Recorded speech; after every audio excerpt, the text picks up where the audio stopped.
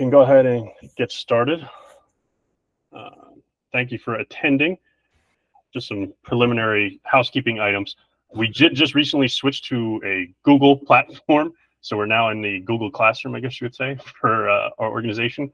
We switched from Microsoft and Teams to Google Meets. So bear with us as we make sure we're navigating the new Google Meet platform correctly tonight. This is a webinar style meeting because we do have over 300 players in the club and we don't know how many parents are going to show up. So it just makes it easier for us to manage. Everyone is muted automatically. As we go along, if you have questions, you'll see the raise hand feature on the bottom. I think if you tap on the three dots, if you're on a mobile device, get the raise hand option. And then we'll basically try and unmute everybody so you can ask your questions rather than dealing with a chat or anything like that. All right. We will have plenty of times for Q&A at the end. We are recording, just like every other parent meeting we have. We record these. We do slight edits at the end to make sure we get rid of all the preliminary stuff. And then they are posted to the website for anybody to check out at a later date and time. So choose. Right now, I'm going to turn it over to Rich or Amin, the club presidents, to welcome everybody. You guys should be able to unmute yourselves. Okay. Can you hear me? We got you. Okay, perfect. I'm excited about the spring season. We have been doing a lot in the off season to prepare for this. Hopefully it will go smoother than our full season. I know we had some hiccups, as being a new club, and we do apologize for that, but we're looking to make the spring as seamless as possible. So thank you all for attending.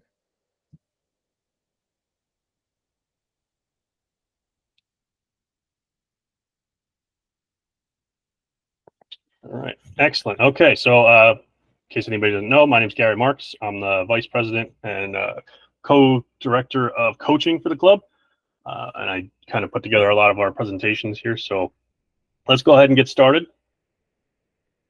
So tonight we will be covering important information for the spring season. We'll be talking about volunteer opportunities. We'll talk about long-term planning for our future, summer opportunities, and then we'll have plenty of time for questions at the end. And a highlight that I wanted to point out today, we currently have 329 active players on our rosters for the spring season, which is a phenomenal number to have. That essentially equates, if we were to count our U7, U8, 4v4 teams, we have 28 teams in the club for the spring season, which is phenomenal. So let's get started on our journey tonight. So first things first for the spring season, quick updates, everybody. If you attended the January meeting, you know these things already, but just to make sure everybody's clear, the season officially begins the weekend of April 6th. It says Saturday there because our high school teams play on Saturday. Everyone usually else plays on Sundays. Okay, that doesn't necessarily mean your team is going to play that weekend. In fact, looking at the preliminary dates that we got from the league, which are tentative, we only have about 5 teams that are going to play that first weekend. A lot of clubs take off because of spring break, so good thing for us, we have a lot of teams that won't be kicking off that first week. They get a couple more weeks of training in. The season will end by June 16th. And this is official from the league. There will be no games played after June 16th. However, when the schedule is released, you will see June 30th on your schedule.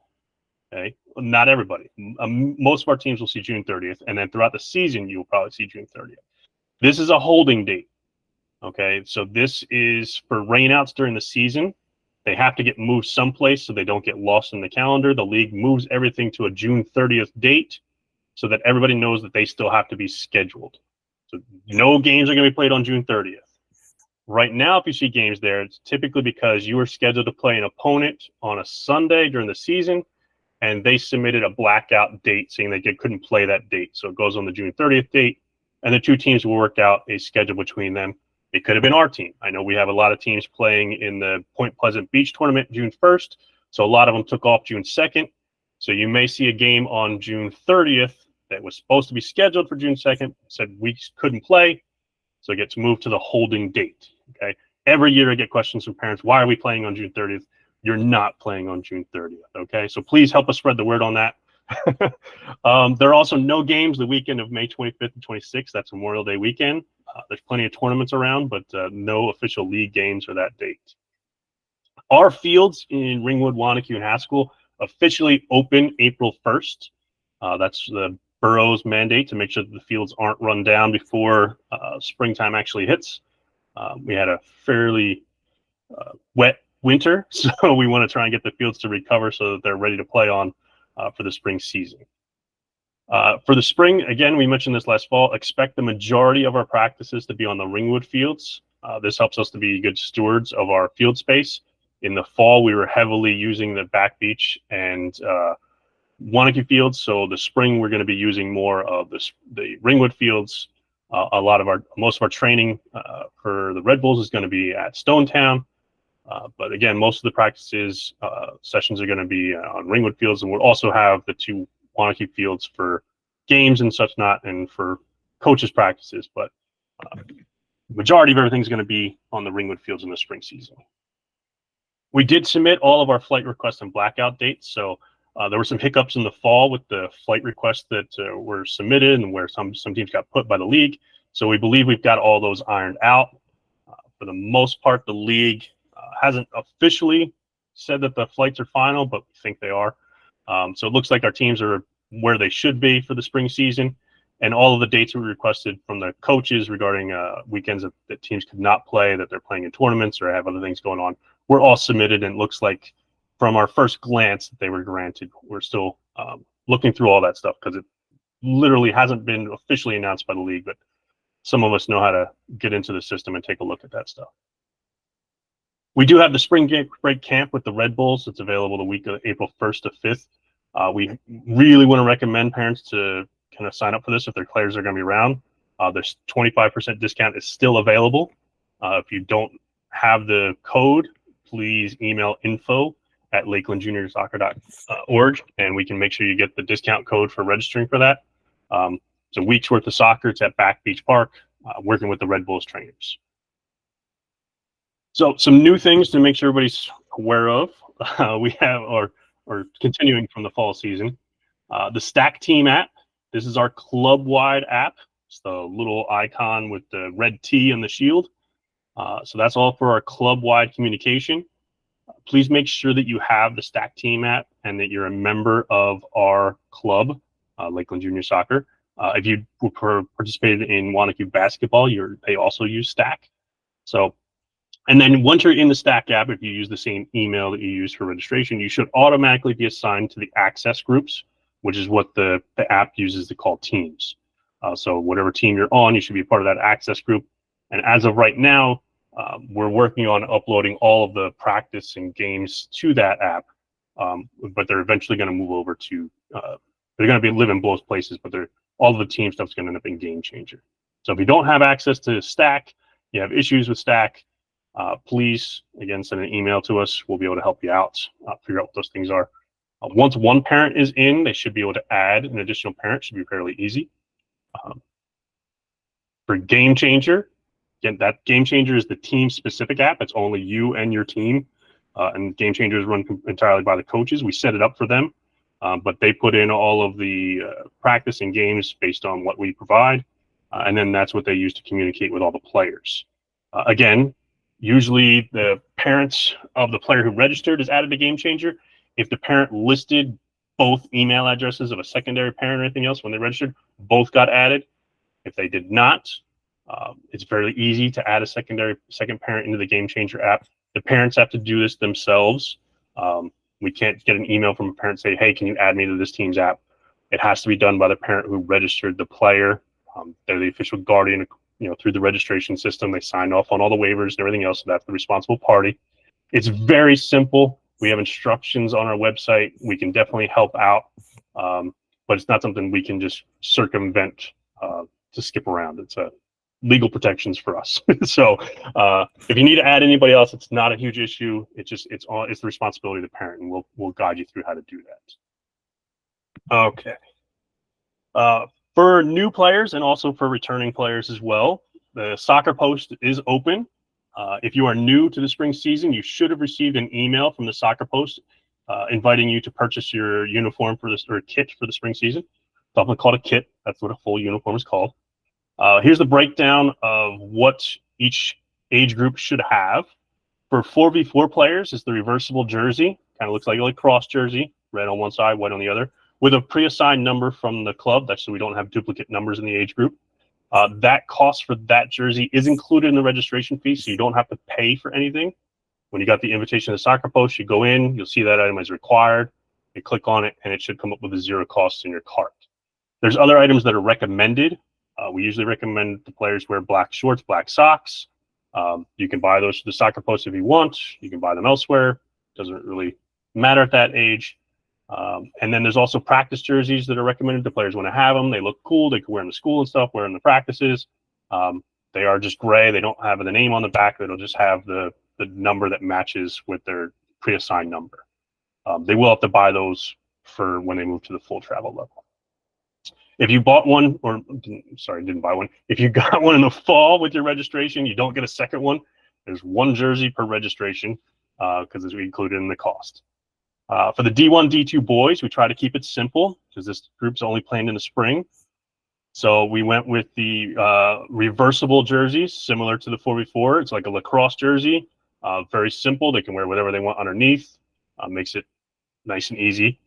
They're also numerically separate from everything else in the club in case we need to borrow guest players from anywhere. And they're also pre-assigned numbers.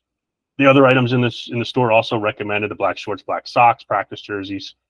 And then for the U9, U14 players, it's the full kit. All right, that's home away jerseys, red and white, black shorts, black socks, and the practice jersey. And the player's last name appears on the back of both jerseys and the practice jersey.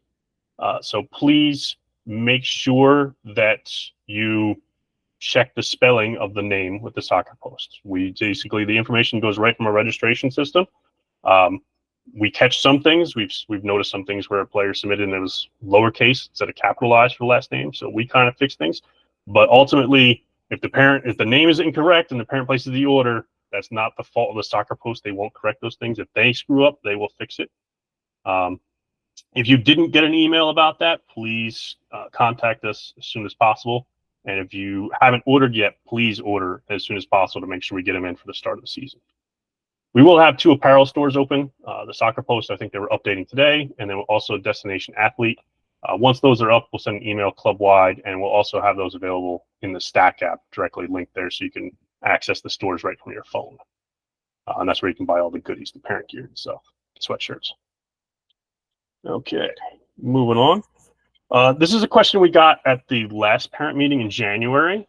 I want to make sure, and I thank everybody for their patience because we had to work with the Red Bulls to work this out. So as a Red Bulls youth partner, our Red Bulls trainers provide seasonal player evaluations for our players. But those things are offered directly to the parents. So you have to register in order to receive a seasonal player evaluation. And that is between you and the Red Bulls. So the Red Bulls provided us a link. We shared it in the fall. We put it out there so that parents can go register. And then you should have gotten an email saying that you got your player evaluation from the Red Bulls. So we had a lot of parents that say, I don't know if I registered. I think I did. I never got anything. Again, we don't manage that. We don't have admin rights to that. We can't see any of it. So we had to work with the Red Bulls to try and fix it. So they sent us a list of players that had registered. We posted that on our, it's available on our website, so you can actually go there and just see if your name's on that list. We also provided instructions in our Stack app. So if you're in Stack, you'll now see a separate tab for Red Bulls player evaluations with instructions to 1, see if your name's on the list. 2, if it is on the list, it'll tell you how to log in and see your player evaluation. Or 3, if your name's not on the list, it gives you instructions to register to make sure you get a player evaluation for the spring season. Okay. This is only applicable to teams that have trainers. So some of the younger 4v4s don't have trainers. Some of the U9, U10 teams don't have trainers, and the high school teams don't have trainers. So it doesn't apply to any of those teams that do not have trainers. Okay. If you have questions, again, please just shoot them to info. But we worked on that to make sure that we got answers to those questions for everybody. We provided them in the Stack app and on the website. If you click on the LakelandJuniorSoccer.org website, right under parent resources, you'll see player evaluations, and you'll be able to find all of what I just said. To check the list to see if your name's on it, and then information on how to log in and find your player eval or register one for the spring season if you didn't get one. Okay. moving on. Volunteers. So we should have info going out in the Stack app tonight or tomorrow, looking for volunteers. We had quite a few parents who were unable to complete volunteer hours in the fall. Again, we asked for parents, players to just contribute 2 hours of volunteer time throughout the year. Most of that is in the fall season for our snack stand. For those of you at the January meeting, you saw that we raised almost $9,000 through the snack stand at Back Beach. We probably could have gotten more if we were able to keep the snack stand a little bit open a little bit more. We had about 50 or so parents who weren't able to volunteer hours. So we're going to be reaching out to those parents to hopefully get them to volunteer this spring. We do need volunteers to help set the fields up. We do all the prep work. So we have to go out and measure and line all of the fields that we use. And it is a long and time-consuming process. So we definitely need, the more hands we have on, the quicker the process is. It's lots of right angles and cute triangles and stuff that we have to do, and then painting. And then once they're done, we also have to hang the nets on all the goals if they're not there. And then we have to line fields during the season too. Each week we kind of have to repaint them, which is pretty simple. It's just a matter of tracing. But we will have the volunteer opportunities pushed out through the Stack app, hopefully on a weekly basis, or as they come up from time to time. But those who didn't fulfill volunteer hours from the fall, you'll be getting an email directly from us that'll be separate just to talk about the volunteer opportunities for this. Okay, so now let's talk about planning for the future, the big thing I'm sure a lot of people are here to talk about. So we did announce that Lakeland Junior Soccer is joining the Northern County Soccer Association for the 2024-25 season of the year. That is next year, has nothing to do with the spring season. So that'll be for the fall season and moving forward. And let's talk about why we did that. Okay. So some of the things that we looked at as a board related to why we wanted to change leagues. So the conversations started by looking into Northern Counties to provide basically a long-term growth plan for the club. Northern Counties provides a lot of things on the left-hand side. These are the pros you would get. So instead of 8-game seasons with Morris County, they provide 10-game seasons. Essentially, teams would get an extra 4 games annually. The games are also longer. Each game is 10 minutes longer than Morris County, which equates to an extra 80 minutes of playing time per season, which is a lot when you add it all up. The League Cup, the NCSA League Cup, is open to all teams. They have no restrictions on players being involved in their League Cup, unlike Morris County, who does not allow secondary players to participate in League Cup, which means a lot of our teams are unable to participate. Expanded flight opportunities. So we are now the 3rd largest club in Morris County, and we've been growing. As you saw from the first slide there, we have 329 active players this spring. On the year, we're around 370 players because we have quite a few that play fall only. So that's a huge sports organization in the area. So expanded flight opportunities essentially means that there are more. The Northern Counties is larger. It's a little more than twice the size of Morris County. So for flight opportunities, especially in the older age groups, for example, our U14 girls teams, there's 2 flights total. I think there's about 10 or 11 total teams in the league versus Northern Counties where I think there's 5 or 6 flights. So it definitely expands the playing opportunities and be able to find the right level of competition. At the younger ages, like the U9s, I think there's like 18 flights at the U9 boys level for Northern County. So it's definitely broadens our opportunities.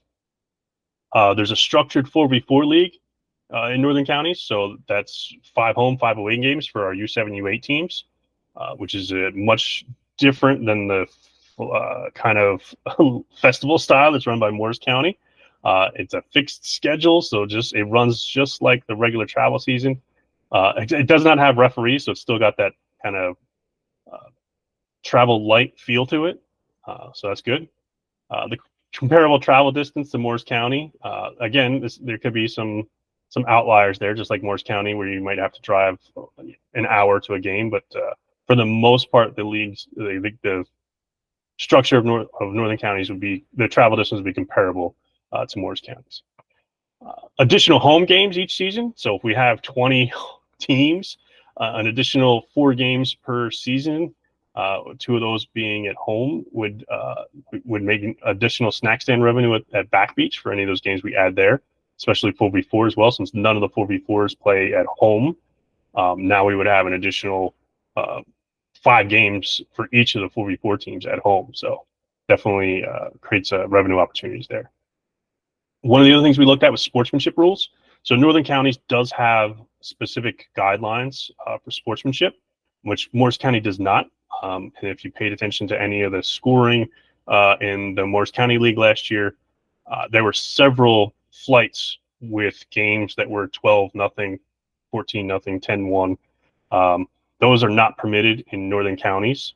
So it's definitely a more friendly atmosphere and restrictions in that regard, where teams were penalized if they run up the score on opponents.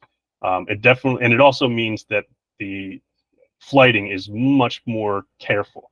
Teams are much more cognizant of where they flight teams to avoid being put in the wrong flight and running into those sportsmanship conflicts. So, and then there's a minor cost increase. So when we looked at the 2 leagues, the cost for registering a team in both leagues is pretty comparable. Despite Northern Counties offering more games, the cost to register a team in Morris County versus Northern Counties is fairly similar, pretty much negligible. The difference in the cost comes primarily from paying, ref fees. So if you add, 4 or 5 extra games, you're gonna have to pay the refs for those.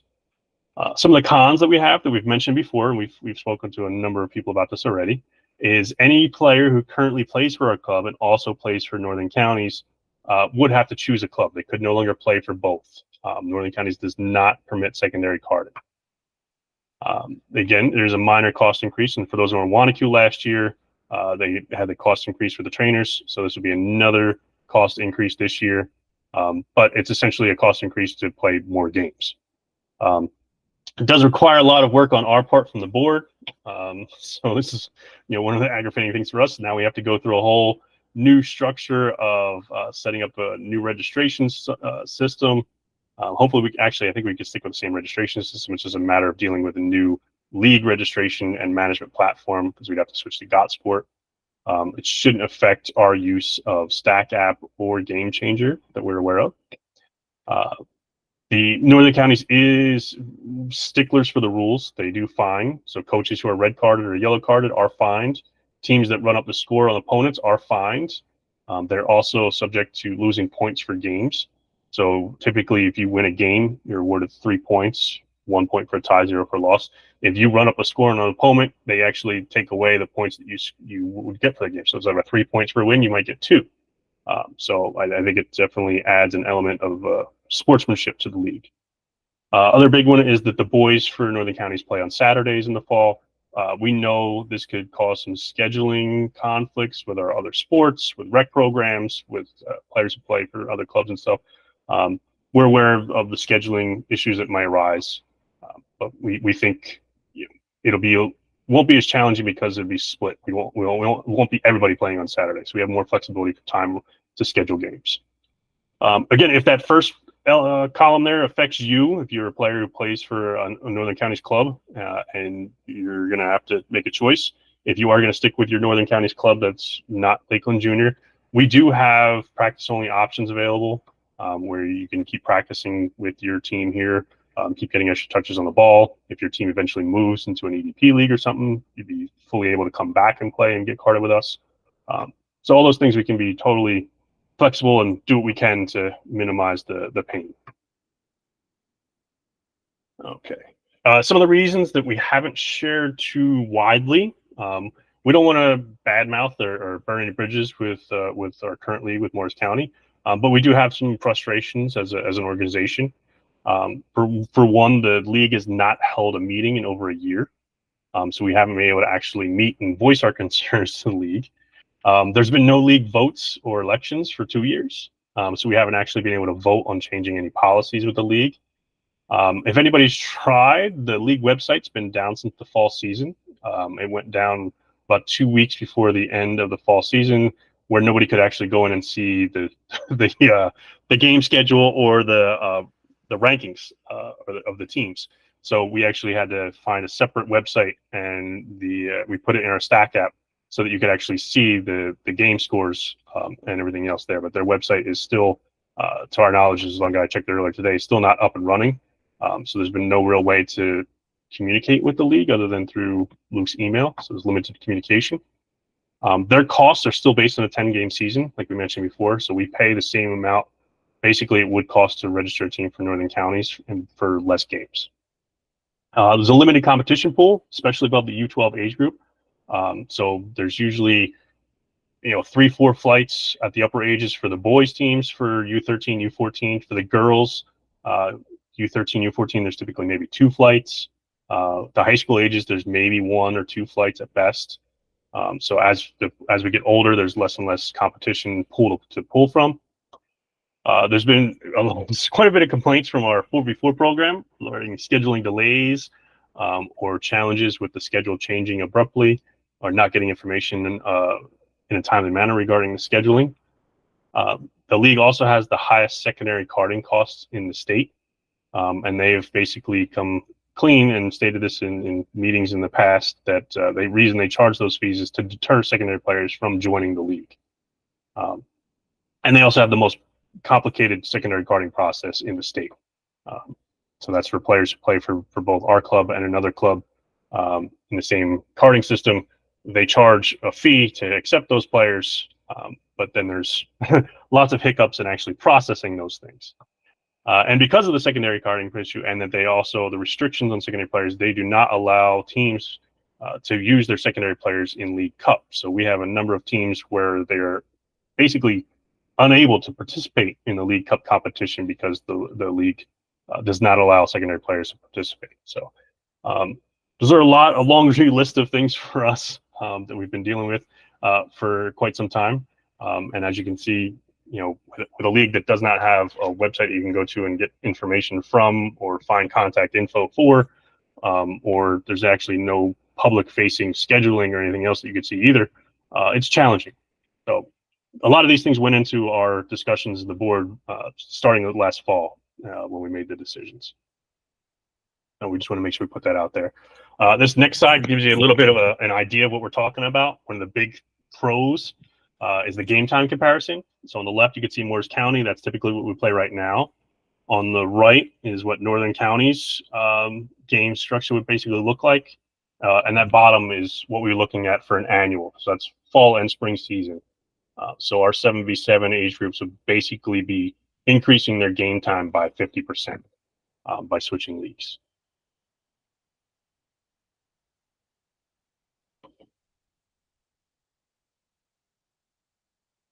Okay, moving right along.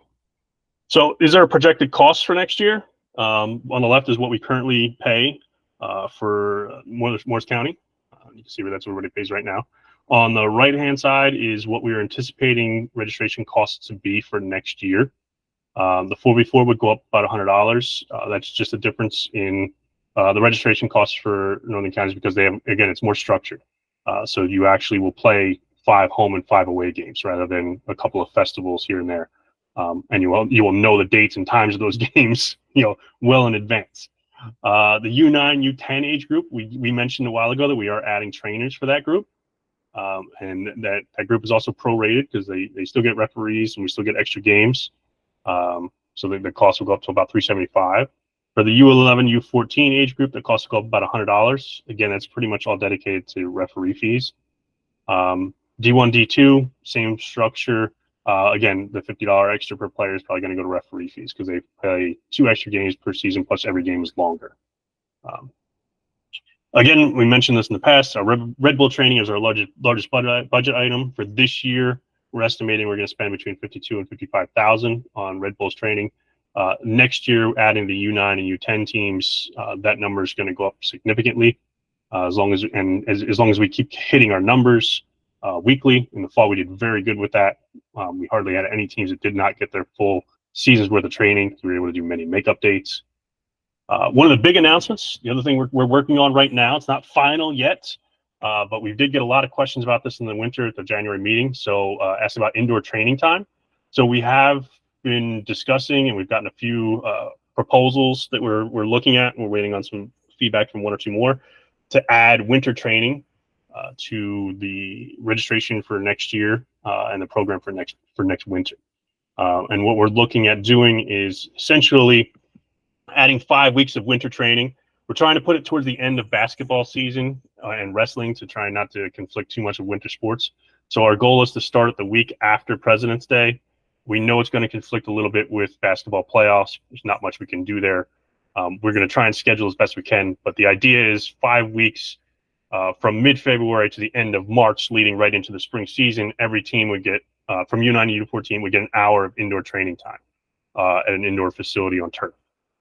And we believe we can do that based on the projections we've gotten so far from different facilities for approximately $50 added to the registration fee. So essentially your player would pay $10 for an hour session a week for indoor training for the end of February and all of March, which we think is a great deal, a great bargain. And it's team based. So we wouldn't, we're working with the volunteer coaches. If we wanted to add Red Bulls training to that, those are much higher costs we'd have to talk about. But for a club, we're just looking right now for the indoor time to allow the teams to start practicing. Because right now the season starts April 7th. We don't have access to our fields till April 1st. So if we had a lot of teams practicing week 1, they may get 1 practice in, 2 at best before the season starts. So next year we need to be better prepared for that. So we're hoping to add that. Again, that would be a slightly additional cost to the registration fees, but that's where it will be dedicated towards. Some quick board updates, everybody. We have a new equipment coordinator, field manager, new players. You should have already heard from Andrew Elia. You'll be hearing from him soon because he will be coordinating the field lining. So he'll be working with trying to recruit volunteers to help us prep the fields for the season and to keep them operational for the spring. So thank you, Andrew. If you have uniform questions or anything else, you can send them to info. We'll make sure Andrew is the one who will be responding to them. We are still seeking a 4v4 director. This is because the 4v4 is structured a little bit differently. Again, we're looking for somebody that can help join the board and handle communication specifically for that age group. We try and keep on the top of them, but because they're on a different structure and different schedule, they often don't get information the same time everybody else does because we have to send them different information. So having someone else being the point person there that can just focus on them would be greatly appreciated. So if anybody's interested, please reach out. We also are going to be looking for a new snack stand coordinator for the fall season. This is something we really need. We can't afford to have, well, I guess we could, but we really don't want to have to lose the snack stand in the fall since we raised nearly $9,000 that we're going to be able to put back into the budget.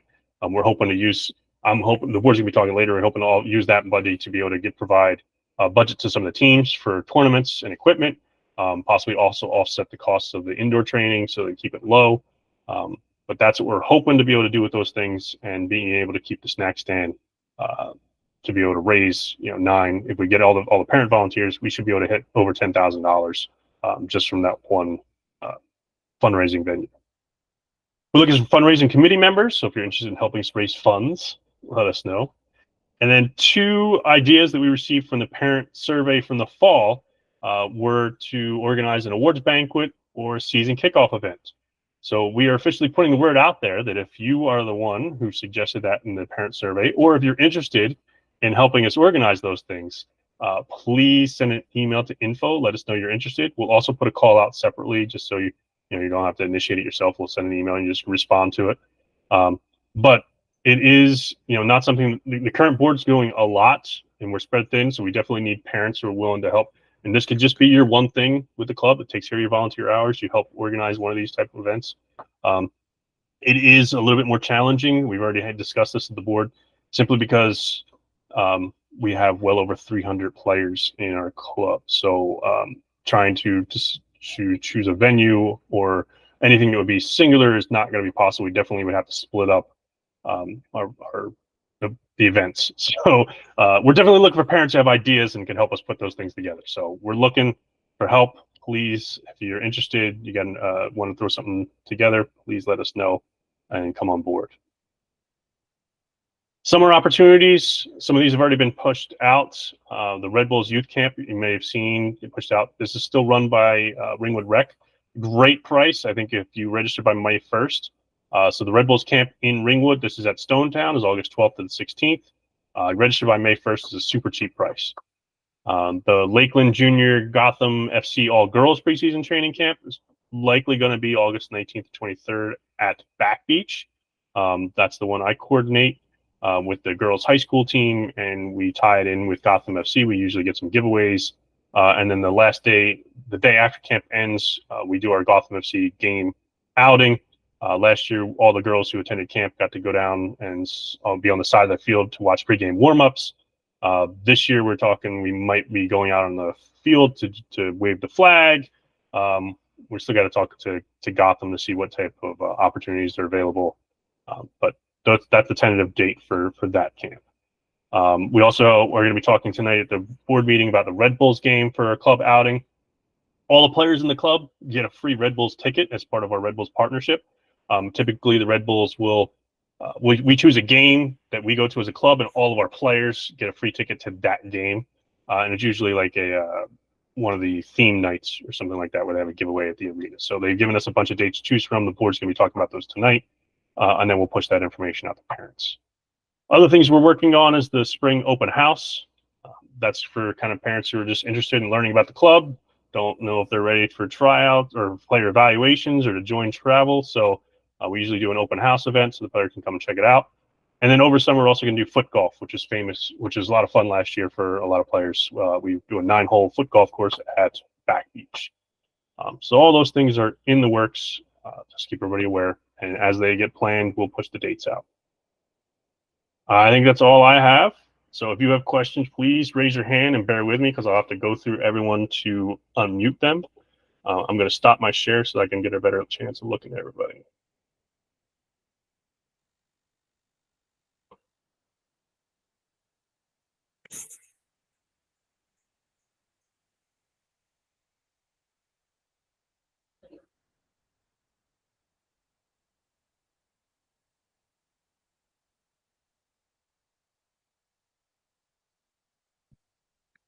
Okay, Christine, I think that's your raised hand. So let me go ahead and you should now be able to unmute, Christine.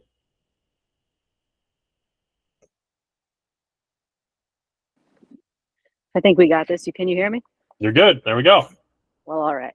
All right. Christine here. My son's in high school. He plays on the high school team now for the spring team. I did just order the jersey, but they did charge me. Yes, it's $21 for the high school players. Okay. Okay. So it's not free included for the in the registration 4v4. fees, like you said. Yeah, it's free Got for the 4v4. Got it. All right. Thanks for the clarification.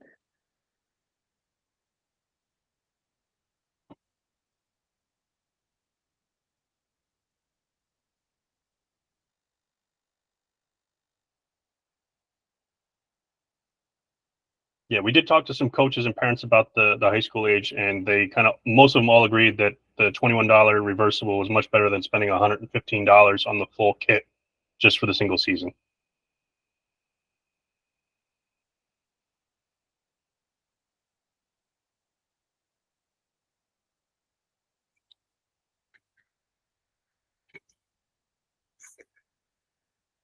Okay, so I got some other hands here. So Phil, we'll let you go ahead and go first.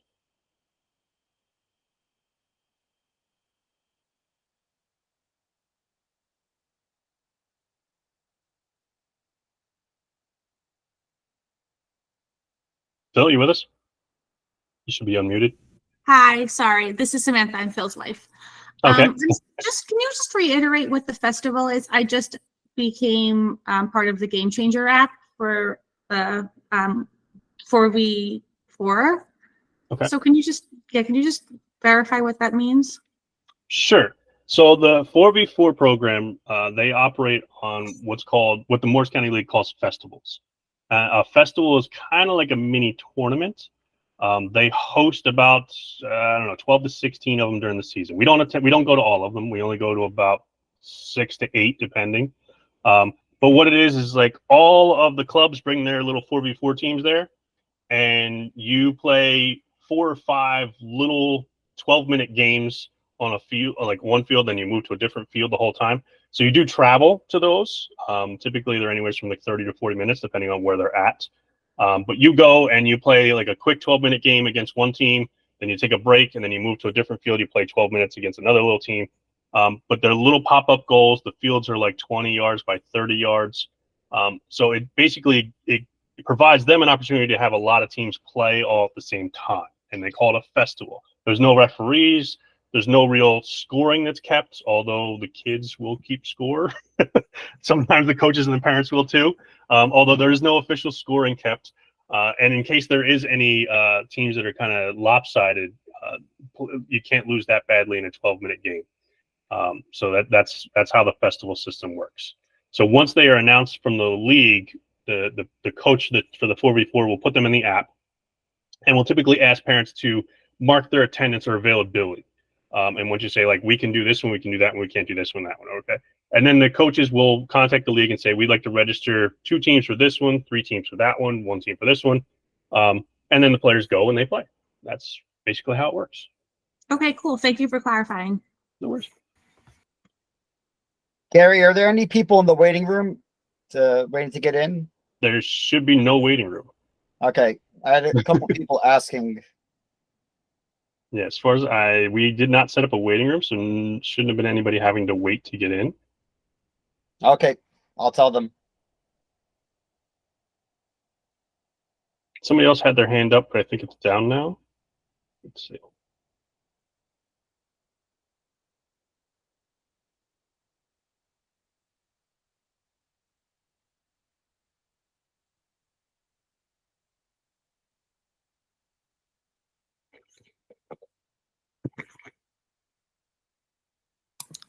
It had been Denise.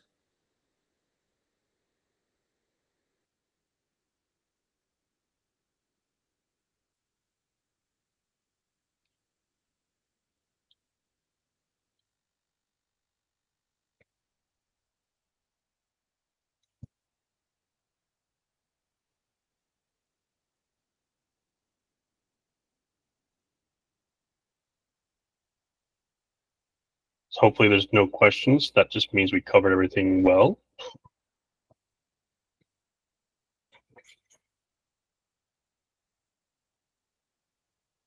If there is anybody here who was at the January meeting and asked about player evaluations, if they want, I can show how to do that.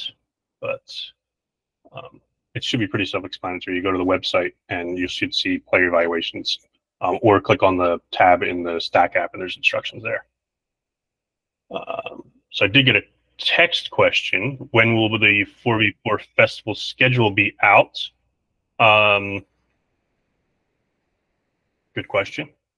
I think we got some preliminary stuff from the league, but I don't know when it'll be officially out.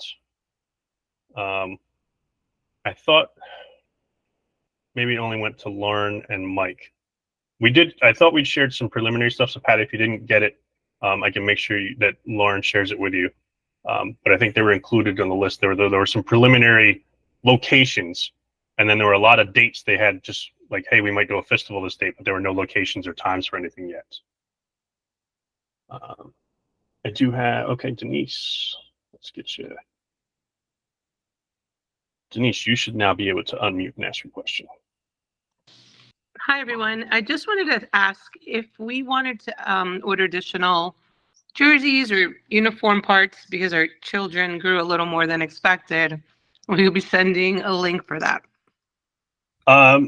We're going to be, so those are individualized, the links for the uniforms, because they got the player's name and information on it. So if you do need the new uniform information, uniform materials, please just send an email to info with your player's name and birth date. And then our equipment coordinator, Andrew, will immediately send you a link to purchase stuff. Denise, I'll do it right now for you, Denise. There you go. Thank you so much. And if you just need socks or shorts, Soccer Post has them in stock, and you can just go there and buy them right there and then. But if you want a jersey, that has to be ordered. And I have 2 under Simpson, just so you know, Michael and Delita. I see them both. Thank you. It'll be separate links for each one of them. So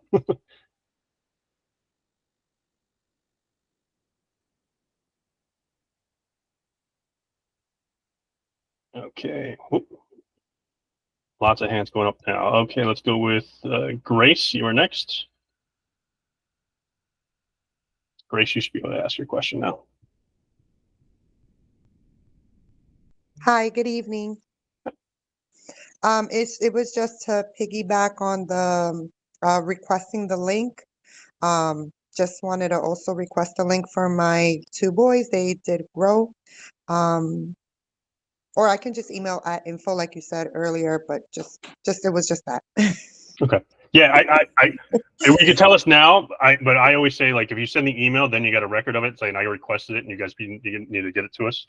But Yeah. then it helps us when you send like Denise just said she's got two kids, so to make sure that we get whoever you need it for. So if you just send info with the player name and birth date, we take care of it right away. I'll do that too. Yes, thank you. Yeah, they had a sudden growth spurt. I don't know how. It happens. Thank you. Thank you. All right. And Mike, go ahead. Mike, you should be good.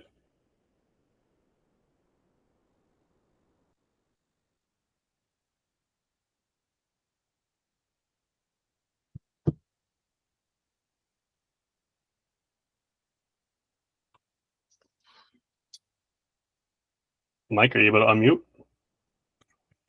Can you hear me? Yep. Hey, sorry about that. I was talking and wasn't not unmuted. Quick question on the secondary carding.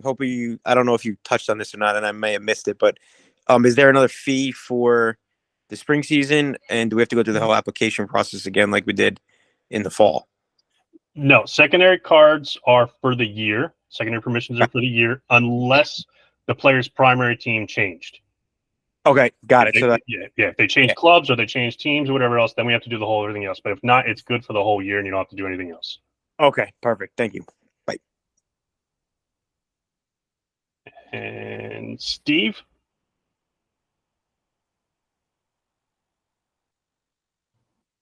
So, question about the 4v4. Does that require a evaluation session or not? No. 4v4s are introductory. We call it travel light. So it's for players who maybe played rec or just want to get started playing. There's no refs involved. It's not super competitive. It's our way to try and bring players into the travel program, and they could get their first taste of travel soccer. Understood. Thank you. Yep. Phil, you had another question. Go right ahead. Hi, sorry. Another one about the It's not 4v4. Phil, sorry. Yeah, it's Sam. It's okay, no problem. Another question about the 4v4. I think that when I signed up, it said that the practices were going to be at Hewitt and Ringwood, but I'm also coordinating with my other kids. But I'm looking at the Game Changer app, and it looks like it's at Hagstrom Field in Wanacue. So I just want to verify that that is true before I go in the wrong direction. So I think, don't quote me on this, because I think the schedule was just 99% finalized earlier today. I think if I remember correctly, the boys are on Thursdays at Hagstrom, and the girls are Thursdays at Hewitt. Would quote me on that. Okay, not to cut you off, sorry, but would the Game Changer correspond with the reality of where we need to be? Would that be a good last minute? Okay. Yeah, so the Game Changer is coordinated directly by the coaches. So if you have questions about the practice or anything else, there should be an option in Game Changer to send a message. That's the direct coaches that will respond directly to you. So the way it's structured that way, so the Game Changer is just with the teams, so that you're not sending a message to the club app to stack and it gets lost in the transition. We got to contact the coach and ask them a question. Game Changer is just for you and your team. You send a message. Everything in there is just coordinated by the coach. Okay, thank you so much, and thanks, guys, for volunteering. All right. Any other? Oh, Gene now has a question up. Let's get Gene. Go ahead, Gene. You should be able to unmute.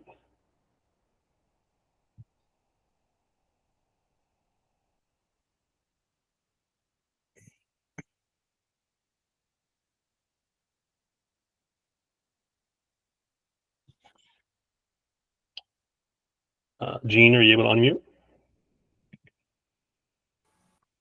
How about now? Can you hear me now? Yep, you're good. Piggybacking off of the question about the practices, any thoughts on practices for the high school teams, or is that still yet to be determined?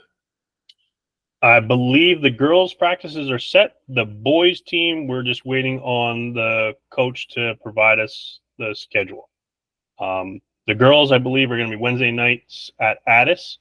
The boys, I'm not sure. There's a chance. We still got to talk to the head coach, Dave, about what night it's going to be. There's a potential. Don't quote me on this because I got to make sure it's his availability.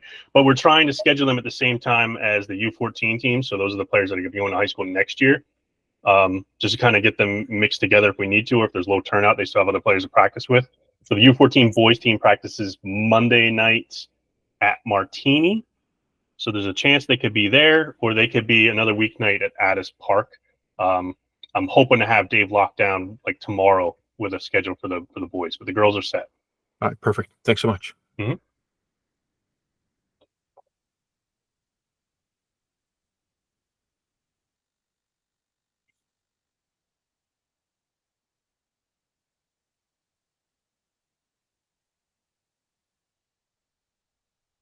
All right, trying to look. I got text coming at the same time.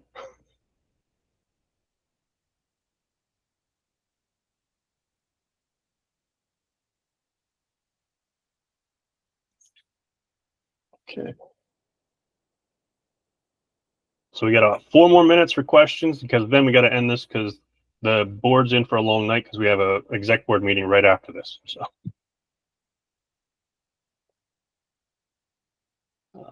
And then we do have a coaches meeting on Sunday, so you may be getting a lot more information next week from your coaches after we meet with them.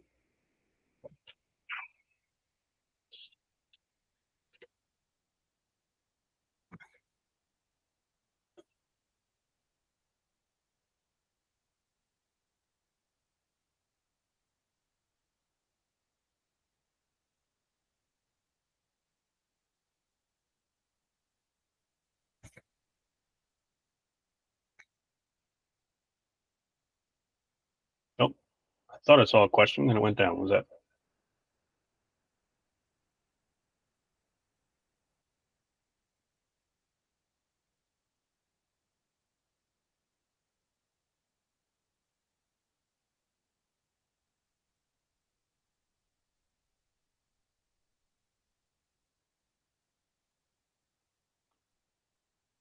Oh, Brianna. Okay.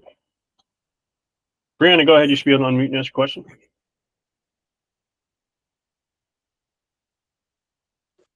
Oh, I'm sorry to bother you. This might have been answered already. With the changing over, are they still going to have the same uniforms? So, yes. Yeah. Nothing's changing about basically. The only thing that's going to be different for most parents is just where we go for games. Okay, and then if we're signing up for a full another year, how like we signed up last year, there was no cost for the uniforms. Is it the same thing, or if our kids grew, we do have to purchase a whole new uniform? Yeah, that was so you were probably from Wanacue last year. So that was a one-time thing where Wanacue had money in its budget that we had to spend. And the parents who participated in the snack stand the previous year to help us raise those funds, that was our way to make sure that everybody in the club benefited. But that was a one-off. So any future uniforms you need to buy, they're on you. Okay, and did anybody ask, or do we know if we're doing fundraisers, or is that something that the activities coordinator or is going to be getting together? So we are hoping that we have some volunteers to join fundraising committees, because we would definitely like to be doing some fundraisers. The people who are on the board currently are kind of wrapped up in a lot of the administrative work that goes along with the club. And if anybody's not familiar with that, it's essentially we have 329 active players. And that equates to almost 600 plus parents. So that's like running a business with like 1,000 people in it. So yeah, we definitely appreciate and need hands on deck. So if you want to get involved in just helping with fundraisers and take no other administrative responsibilities, that's fantastic. We're going to send it. Sorry. Go ahead. Can we do stuff as simple as like canning, like football does? Because my kids love doing that, and that was really easy for them. We can do whatever we want within the constraints of the law. So, okay. Just as long as other people are doing it and helping to coordinate it is basically our only ask. Because we can't the few people on the board can't be everywhere, so we definitely need more hands involved. And having 329 players, we should be able to get some handfuls of parents to be able to help out in different ways. So if you have fundraising skills, bring them on board. Okay. Well, my kids have cute faces sometimes, so they're good at selling things.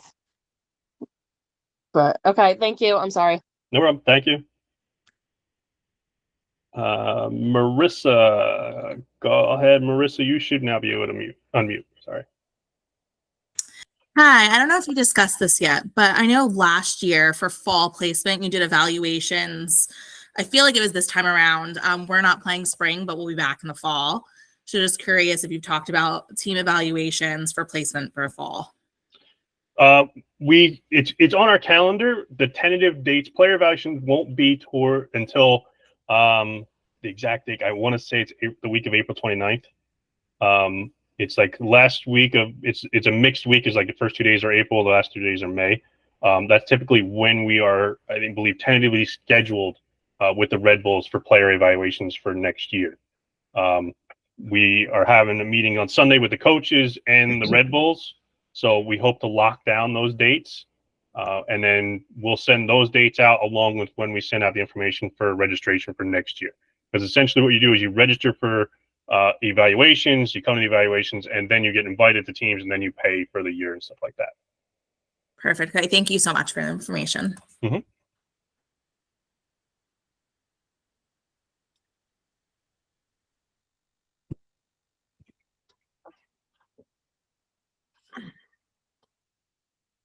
All right. And we do hate to cut anybody off, but I will make last call now, so that we can, so the board members can move on to our the board meeting we have after this. So if you have a question, let us know now. If not, or if you think of it later, send it to info@lakelandjuniorsoccer.org, and we direct your email to the appropriate place. So if you need a uniform, send it there. The one thing we do ask, and I try and emphasize this, it's actually in my signature tag on my email, is please include your player's name and birth date in any emails you sent. I have to guess half the time, or we have to just go into the system and look at the email it's sending us an email from to find out who player, what team they're talking about when they ask a question. So with 300% of players, please let us know who you're asking about when you send an email to the board.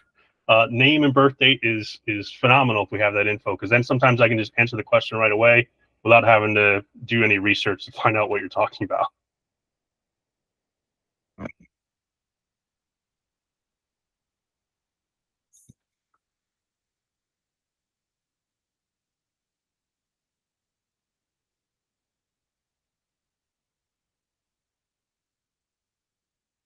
All right, so if that's it for the night, thank you everybody for coming. I think we had over 60 or so people here tonight, so it was a good turnout.